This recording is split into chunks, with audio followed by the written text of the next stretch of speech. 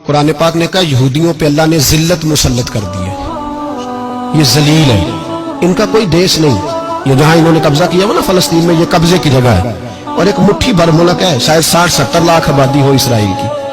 اگر امریکہ اس کی مدد نہ کرے تو اسرائیل قائم نہیں رہ سکتا، اور اس کے گرد 12-14 اسلامی ملک ہیں۔ بیت المقدس مسجد اقصیٰ معمولی جگہ نہیں، حضور نے فرمایا 3 سفر کرو تو سمجھنا ہم عبادت کر رہے ہیں۔ کون کون سے؟ فرمایا اگر بیت اللہ جاؤ تو عبادت سمجھ کے جانا، مسجد نبوی کی طرف جاؤ تو عبادت ہے، اور مسجد اقصیٰ کی طرف جاؤ تو یہ بھی عبادت ہے۔ اور فرمایا مسجد اقصیٰ میں جس نے ایک نماز پڑھی اسے 25,000 نمازوں کا ثواب ملے گا۔ یہ وہ مسجد ہے جس کے ساتھ معراج شریف جڑا ہوا ہے۔ قرآن پاک نے کہا کہ اس مسجد میں سبحان اللہ اسریٰ بعبدہ لیلا من المسجد الحرام الی المسجد الاقصیٰ۔ مسلمانوں، قرآن کہتا ہے کہ تمہارے معراج کی شان رسول پاک کی مسجد اقصیٰ سے جڑی ہے۔ جس محبوب کو رب معراج کرائے تو مسجد اقصیٰ میں لا کے کرائے۔ وہ جگہ معمولی جگہ ہے، وہ معمولی جگہ ہے مسجد اقصیٰ۔ نبی پاک نے وہاں نبیوں کی امامت کرائی، 17 مہینے اس مسجد کی طرف منہ کر کے تیرے اور میرے رسول نے نمازیں پڑھی۔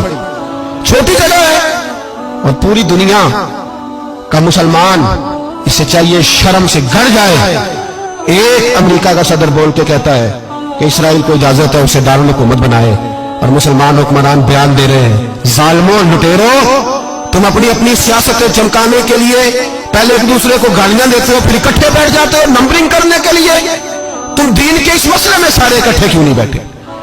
سارے پاکستان کے سیاستدانوں کو، علماء اور مشائخ کو چاہیے تھا ایک پیج پہ اکٹھے ہوتے، اکٹھے بیٹھ کے ایک بیان ہی دے دیتے، ایک بات ہی کر دیتے۔ پھر میرا سلوٹ ہے ترکی کے صدر کو، پھر میرا سلوٹ ہے ترکی کے صدر کو۔ عجیب بات ہے نا کہ اس کے پاس ایٹمی طاقت آپ سے کمزور ہے، آپ کی تگڑی ہے۔ اس کے پاس جو فوجی طاقتیں ہیں وہ اپنی جگہ پر، آپ کی فوجی طاقتوں کا لوہا مانتی ہے دنیا، لیکن پھر مجھے کہنے دو نا، میدان میں بندہ ایٹمی طاقت سے نہیں لڑتا، ایمان کی قوت سے لڑتا ہے۔ وہ بول اٹھا ہے نا، کیا کر لیا اس نے اپنی پارلیمنٹ سے خطاب کیا۔ اس نے بہت عرصہ پہلے کہا تھا مسجد اقصیٰ میری خواب میں آئی تھی، اور رو کے کہتی تھی آئے مجھے کوئی صلاح الدین ایوبی کا ماننے والا، کوئی آئے مجھے بچائے۔ کہتے میری خواب میں آئی تھی اور روتی تھی، کہتی تھی کوئی آئے۔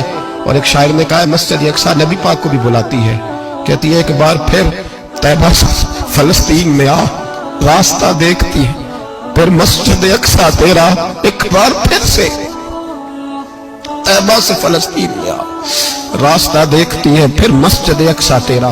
کوئی بول رہا ہے نہیں اتنا مقدس مقام، چھوٹے چھوٹے بیان، اور کہیں اکٹھے ہو جاؤ، پیش کوئی کر رہا ہوں بڑی جلدی اس امریکہ کو لوگ ٹوٹتا ہوا دیکھیں گے، اس سے بکھرتا ہوا دیکھیں گے، اس سے لرزتا ہوا دیکھیں گے، اس لیے کہ مقابلے رب رسول سے اتنے آسان نہیں۔